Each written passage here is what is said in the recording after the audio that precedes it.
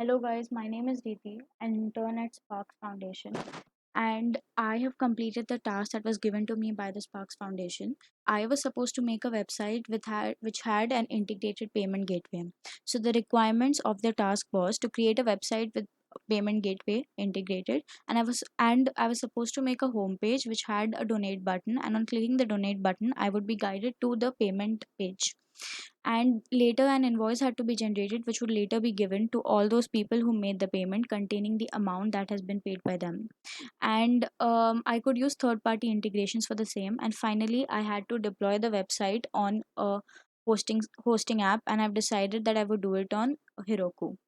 Coming back to this, I've currently deployed it on Heroku, and this is how my website looks like.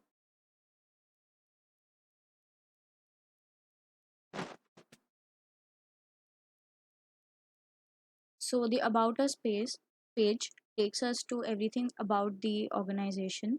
The Our Works page takes us to all the work that has been done by the organization.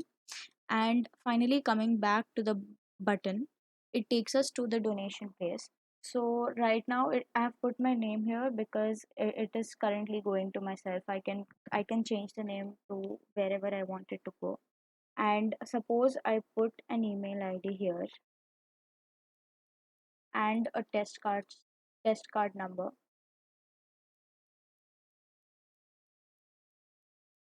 and the date and a fictional TBV.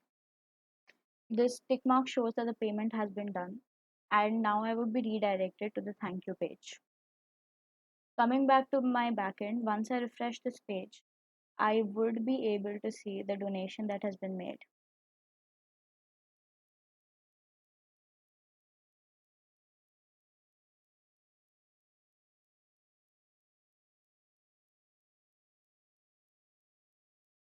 So here is the donation that I made, and now clicking on this, I can send a receipt to that particular mail ID.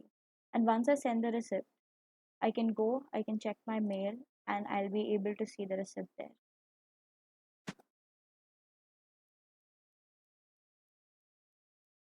There. This is the receipt that I have made a payment of 500 rupees on this date using this card, and the amount that had been charged. So this was the deployment, and I've hosted it on Heroku.